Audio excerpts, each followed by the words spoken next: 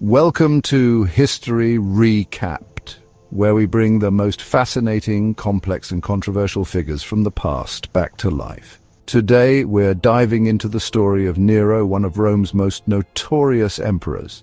Some remember him as a tyrant, a madman and a monster. Others argue he was a misunderstood ruler, an artist trapped in the brutal machinery of Roman power. So who was he really?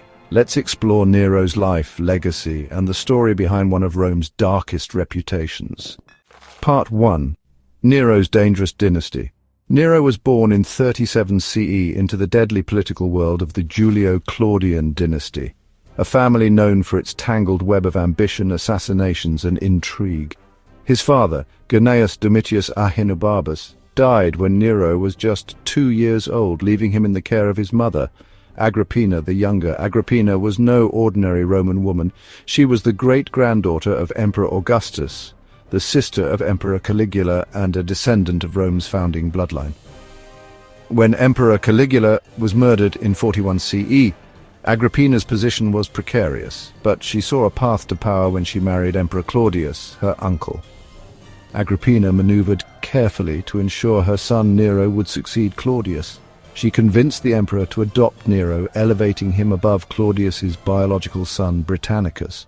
When Claudius died suddenly in 54 CE, possibly poisoned by Agrippina, Nero, at just 16 years old, was declared Emperor of Rome. Part 2. Nero's promising beginning. Nero's early reign was surprisingly effective. He was young, charismatic, and guided by powerful advisors. Seneca the Younger, his tutor and one of Rome's leading philosophers. Burrus, the commander of the Praetorian Guard. Under their influence, Nero reduced taxes, ended secret trials, banned capital punishment for a time, and supported public performances and games. The first 5 years of his reign were considered a period of relative stability and good governance. But Nero was never fully in control. His mother, Agrippina, who had engineered his rise to power, expected to rule through him. When Nero grew tired of her interference, their relationship soured dramatically. Agrippina began promoting Britannicus as a potential rival. In response, Nero had Britannicus poisoned at a public banquet in 55 CE, securing his position as sole ruler. But that wasn't enough. In 59 CE, Nero ordered his mother's murder. The first assassination attempt, sabotaging her boat, failed. Agrippina swam safely back to shore. Nero then sent assassins to her villa. When they arrived, Agrippina reportedly told them, "Strike my womb." A final, bitter statement against the son who had betrayed her. With Agrippina's death, Nero had removed his greatest threat, and his reign took a dark and violent turn. Part 3. The Rise of the Monster. Freed from his mother's influence, Nero grew increasingly paranoid and self-absorbed. He became obsessed with his image as a performer, scandalizing Roman society by singing, acting, and competing in athletic events. No emperor before him had dared step onto the public stage. Nero forced senators, nobles, and generals to attend his performances. Some sources say the shows lasted for hours and that women feigned labor and men pretended to die just to leave the theater.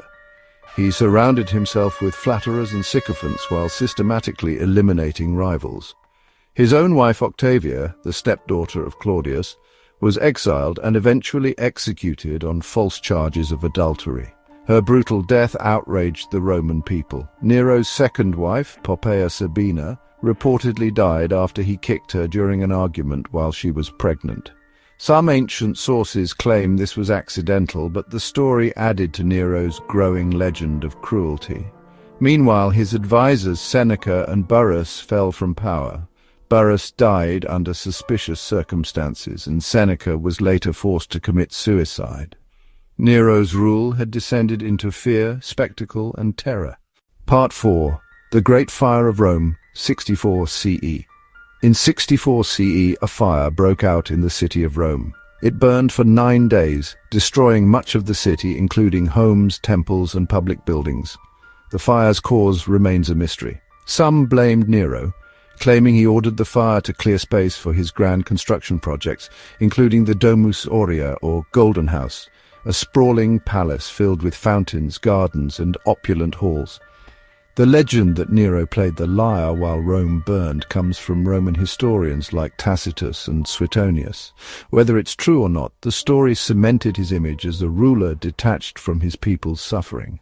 After the fire, Nero used the Christians as a scapegoat. At the time, Christianity was a small, misunderstood sect in Rome. Nero accused them of starting the fire and launched one of the earliest and most brutal persecutions of Christians in Roman history.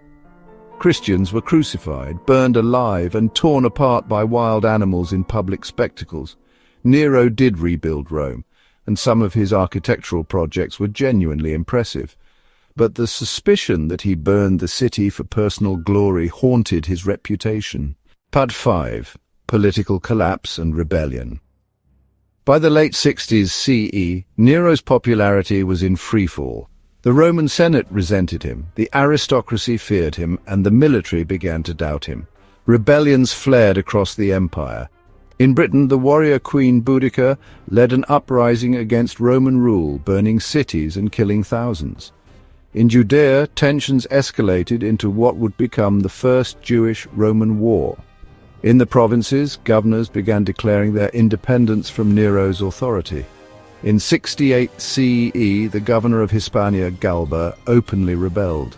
Nero's most trusted bodyguards, the Praetorian Guard, abandoned him.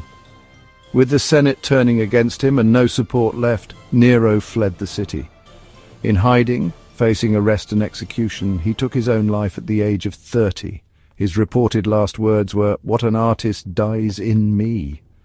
His death ended the Julio-Claudian dynasty and plunged Rome into the chaos of the Year of the Four Emperors. For centuries, Nero has been remembered as Rome's great villain, the emperor who killed his mother, his wives, and his advisors, the man who let Rome burn while he played music, the tyrant who persecuted Christians and ruled with cruelty.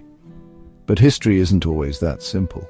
Some modern historians suggest Nero was popular with the common people. He staged lavish games, rebuilt Rome quickly after the fire, and attempted tax reforms.